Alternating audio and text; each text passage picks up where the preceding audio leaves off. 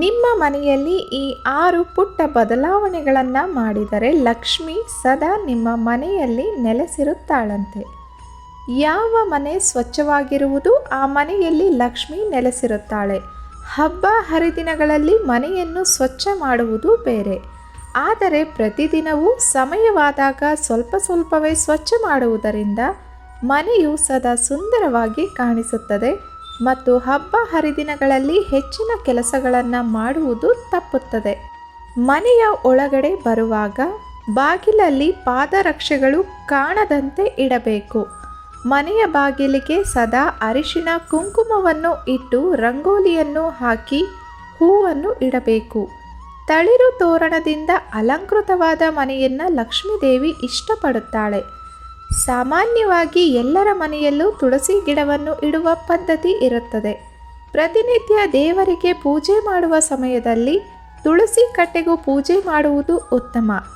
ಬೆಳಗ್ಗೆ ಸಾಧ್ಯವಿಲ್ಲವೆಂದಾದರೆ ಸಂಜೆಯ ಸಮಯದಲ್ಲಾದರೂ ತುಳಸಿ ಕಟ್ಟೆಯ ಬಳಿ ರಂಗೋಲಿಯನ್ನು ಹಾಕಿ ದೀಪವನ್ನು ಹಚ್ಚುವುದನ್ನು ಮಾಡಬೇಕು.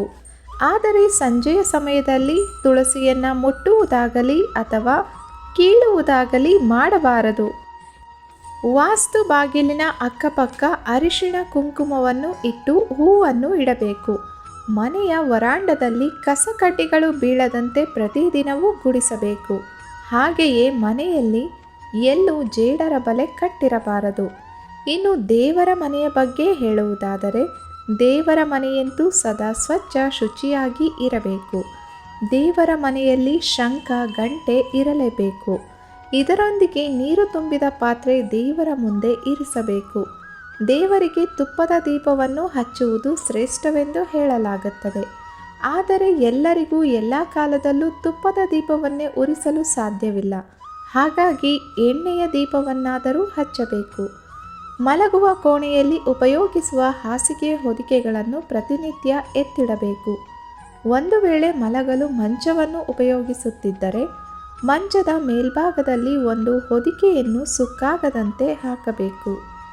ಗೋಡೆಗೆ ಅತಿಯಾಗಿ ಮೊಳೆಗಳನ್ನು ಹೊಡೆದು ಫೋಟೋಗಳನ್ನು ಹಾಕಿ ಇಟ್ಟುಕೊಳ್ಳುವುದು ಅಷ್ಟು ಶೋಭೆಯಲ್ಲ.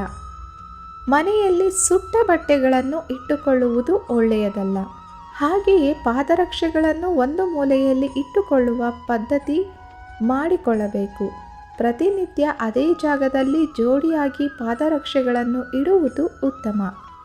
ಪೊರಕೆಯನ್ನು ಇಡುವುದಕ್ಕೂ ಕೂಡ ನಿರ್ದಿಷ್ಟ ಸ್ಥಳ ಮಾಡಿಕೊಳ್ಳಬೇಕು ಎಂಬುದು ನಿಮಗೆ ಗೊತ್ತಾ? ಹೌದು, ಕಸವನ್ನು ಗುಡಿಸುವ ಪೊರಕೆಯನ್ನು ಎಲ್ಲೆಂದರಲ್ಲಿ ಇಡಬಾರದು.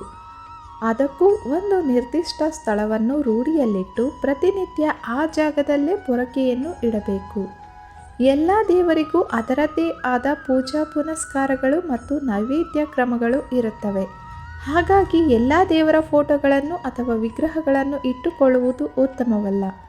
ಆದ್ದರಿಂದ ಮನೆ ದೇವರ ಫೋಟೋ ಮತ್ತು ಕುಟುಂಬ ರಕ್ಷಣೆಗಾಗಿ ಆಂಜನೇಯ ಫೋಟೋ ಅಥವಾ ಲಕ್ಷ್ಮೀ ವೆಂಕಟೇಶ್ವರ ಫೋಟೋ ಇತ್ಯಾದಿ ಫೋಟೋಗಳನ್ನು ಹಾಕಿ.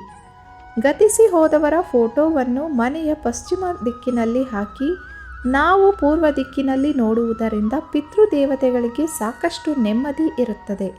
ಪಿತೃದೇವತೆಗಳಿಗೂ ಕೂಡ ಮನೆಯವರ ಬಗ್ಗೆ ಸಂತೃಪ್ತಿ ಭಾವ ಇರುತ್ತದೆ. ಇದರಿಂದ ಪಿತೃದೋಷ ಉಂಟಾಗುವುದಿಲ್ಲ. ಪಿತೃದೋಷವಿಲ್ಲದ ಮನೆಯಲ್ಲಿ ಮಹಾಲಕ್ಷ್ಮಿ ಸದಾ ನೆಲೆಸಿರುತ್ತಾಳೆ ಎಂದು ಹೇಳುತ್ತಾರೆ.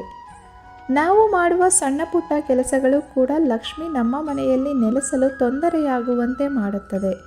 ಅಡುಗೆ ಮಾಡುವಾಗ ಒಲೆಯ ಮೇಲೆ ಏನಾದರೂ ಕುದಿಸಲು ಇಟ್ಟು ಅದು ಉಕ್ಕಿ ಚೆಲ್ಲಿದರೂ ಕೂಡ ಅನಿಷ್ಟವೆಂದು ಹೇಳುತ್ತಾರೆ. ಹಾಗಾಗಿ ಈ ರೀತಿ ಆಗದಂತೆ ನೋಡಿಕೊಳ್ಳಿ ಮತ್ತು ಅಡುಗೆ ಮನೆಯಲ್ಲಿನ ಪಾತ್ರೆಗಳು ಶುಚಿಯಾಗಿರಬೇಕು. ಮನೆಯಲ್ಲಿ ತಿಜೋರಿ ಅಥವಾ ಹಣವನ್ನು ಇಡುವ ಜಾಗವು ಸ್ವಲ್ಪ ಕತ್ತಲೆಯಲ್ಲಿ ಇರಬೇಕು. ಬೆಳಕಿನಲ್ಲಿ ಇಡಬಾರದು. ನಾವು ಹಣವನ್ನು ತೆಗೆಯುವಾಗ ಅದು 4 ಜನಕ್ಕೆ ಕಾಣುವಂತೆ ಇರಬಾರದು. ಲಕ್ಷ್ಮೀದೇವಿ ನೆಲೆಸುವ ಮೂಲೆಯೇ ಕುಬೇರ ಮೂಲೆ. ಆದ್ದರಿಂದ ಕುಬೇರ ಮೂಲೆಯಲ್ಲಿ ಬೀರು ಅಥವಾ ಹಣವನ್ನು ಇಡುವುದು ಉತ್ತಮ.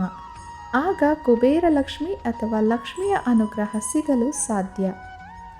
ಲಕ್ಷ್ಮೀದೇವಿಯ ಅನುಗ್ರಹ ಪಡೆಯುವುದರಿಂದ ಸಮಾಜದಲ್ಲಿ ಉತ್ತಮ ಸ್ಥಾನ ಪಡೆಯುವುದರ ಜೊತೆಗೆ ಮನೆಯಲ್ಲಿ ಉತ್ತಮ ವ್ಯಕ್ತಿಯಾಗಿ ಧನ, ಸಂಪತ್ತು, ಸುಖ, ಶಾಂತಿ ನೆಮ್ಮದಿ ವೃದ್ಧಿಯಾಗುತ್ತದೆ.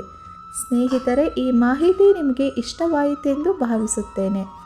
ಇನ್ನಷ್ಟು ಉಪಯುಕ್ತ ಮಾಹಿತಿಗಳನ್ನು ತಿಳಿಯಲು ಮಾಯಾವಿ ಮನಸ್ಸು ಚಾನಲ್ನ ಸಬ್ಸ್ಕ್ರೈಬ್ ಮಾಡ್ಕೊಳ್ಳಿ. ಕೇಳಿದ್ದಕ್ಕಾಗಿ ಧನ್ಯವಾದಗಳು.